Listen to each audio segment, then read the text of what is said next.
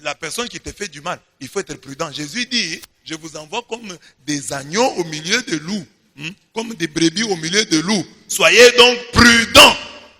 Donc les chrétiens doivent aussi être prudents. Et la prudence est une vertu cardinale. Si tu vois que cette personne peut t'empoisonner, mais fuis. Évite-la. Parfois, il a même essayé. Tu étais un jour avec 5 personnes. Et après ce repas-là, on a détecté que tu avais le poison dans le corps. Les 5 personnes-là, tu vas être prudent envers elles. Parce que tu ne sais pas. Et le Dieu qui a fait ça t'appelle à être plus prudent.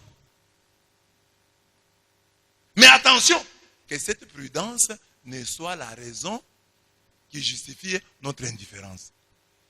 Parce qu'il y a des gens, au nom de la prudence, ils ne font plus rien. Non, le réalisme impose que cette personne ne m'aime pas, je dois être prudent. L'amour des ennemis, oui, mais soyez aussi plus prudent. Oh, moi je suis bien avec tout le monde. Tu arrives devant toi, tu commences à lui dire tes problèmes.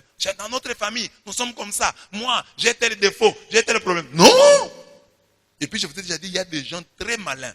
Il peut venir auprès de toi, il te raconte ses erreurs pour que toi tu lui racontes les tiennes. Mais quand toi tu racontes tes erreurs à toi, c'est ce que lui va aller utiliser. Parce que cette personne-là n'a rien à perdre. Et je vous ai même déjà dit, même dans une relation, tu as un garçon aujourd'hui, oh non, je vais te dire la vérité. Dis, attends d'abord. Et des preuves, tu ne sais pas.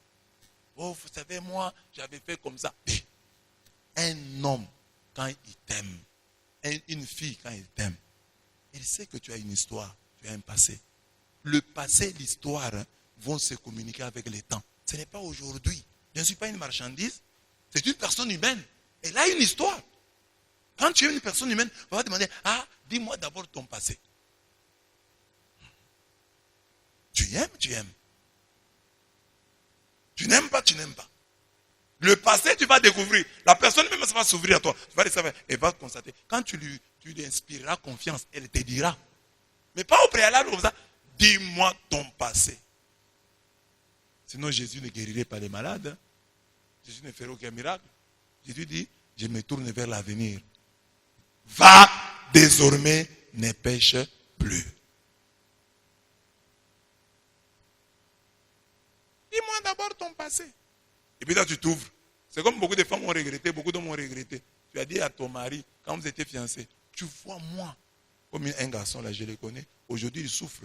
Parce que lui s'est ouvert à sa femme. Il lui a dit, tu vois, moi j'ai toujours la malchance avec les femmes. Les filles me refusent toujours. Et la fille utilise maintenant ça.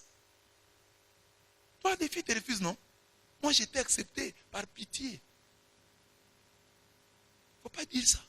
Oh, dans notre famille, il y a trop de sorciers. Tu as déjà dit ça maintenant. Un jour, quand il y aura des problèmes dans la famille, il va te dire, mais toi, tu m'avais déjà dit que dans notre famille, hein? Ne dis pas.